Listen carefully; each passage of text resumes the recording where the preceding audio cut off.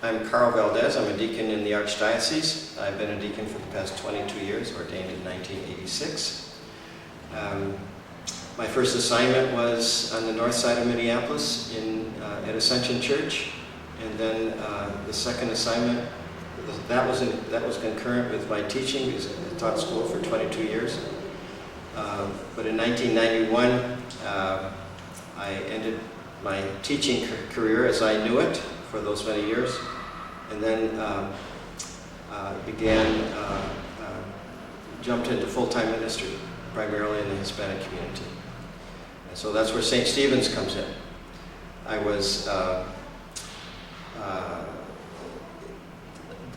talked with other folks who worked in social services, Catholic charities. They were noticing a lot more people speaking Spanish in their programs. They in turn talked with a social worker at St. Stephen's, then the pastor, Pat Griffin.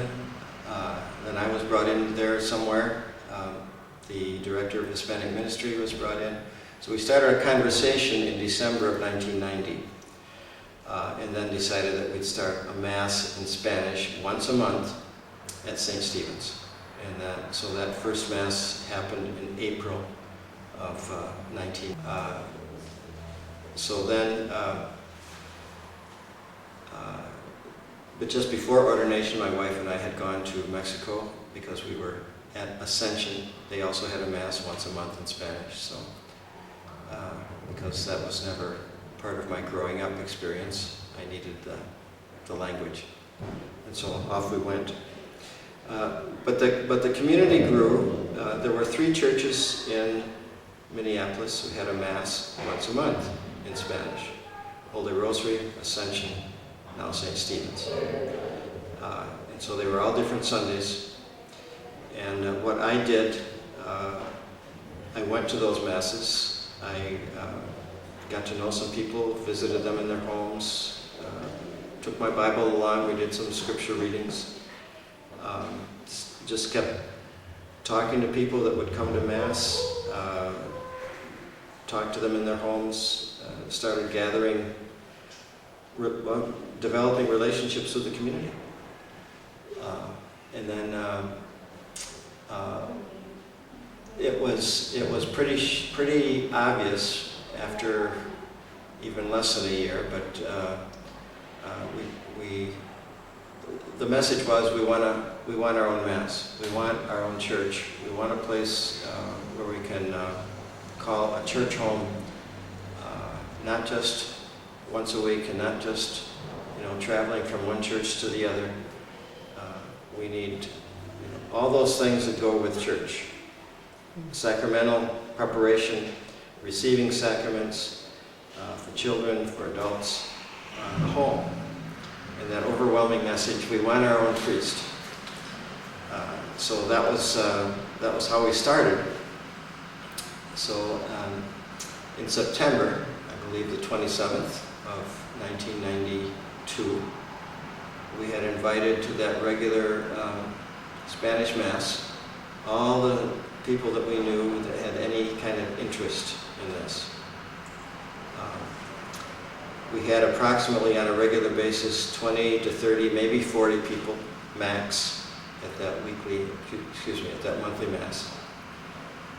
On that day in September, close to 250 people walked through the door.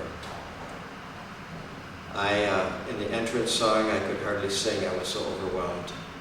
In essence, other than just being overwhelmed, I was asking myself, now what? Now what do I do? 2 weeks later, negotiating with St. Stephen's and the parish council and going through all those kind of steps. 2 weeks later, we had our next Mass, and every Sunday thereafter. I was responsible for making sure it happened, for getting the priest to come in. I was the primary preacher. And off we went. Began doing baptisms. I didn't do much. I did baptism prep, but I didn't do anything with in the catechetical area with children or with adults. That came later. So that's how we started in 1992. There was a steady climb in population, and that climb turned into an explosion. And so then Father Larry Hubbard came along. Father Larry had 17 years experience in our mission in Venezuela. He was pastor at Our Lady of Guadalupe Church prior to that. So he had many years of Spanish under his belt and was the ideal person to come in. So he was assigned to St. Stephen's for that Mass, and then he started other Masses during the week, healing Masses, Tuesdays and Thursdays. And folks just kept on coming. The 1990 census was the first census that reflected that we're more Hispanic Latinos in Hennepin County than in Ramsey County, which was a sign. Then the first business popped up on Lake Street, 4th and Lake, called Las Americas. It was a grocery store. And then restaurants. And what was a broken down Lake Street, if you go there now, you wouldn't recognize it because of all those businesses, they've revived what was going downhill. So the immigrants are very entrepreneurial. Thanks be to God. Then in 1996, it was obvious that there was going to be a hole at Sacred Heart on the east side of St. Paul. So I asked for that assignment. The bishop said, okay. But knowing that it was going to be difficult for Father Larry, that slowly evolved into that. So the only times I came back over here was for baptisms to help out. But otherwise, I was gone. So that was 1996.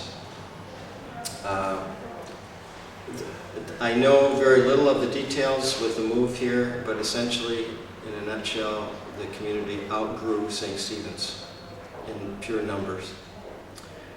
We were stepping all over each other. There just wasn't enough space in church to hold us. And so various options were looked at. The office was moved. And then, we were looking at a warehouse. And I don't even remember where that was. I think it was in the Whittier neighborhood. But then, with Father Kevin McDonough as the vicar for Hispanics and as the moderator of the Curia, he was behind the scenes in all this movement, including my starting up at St. Stephen's. At any rate, in a nutshell, the community just kept growing and growing and growing, and then the idea of, okay, let's look at incarnation. Big space, wonderful layout for what our people were used to in their home countries. I don't know all the dynamics of how that happened, so that information can get from others. At this Mass, there'll probably be about 400. Altogether, we probably got 3,000 people walk through the door, during the school year primarily, but in summers it dwindles. Soccer, picnics, outside, and all that. Sure.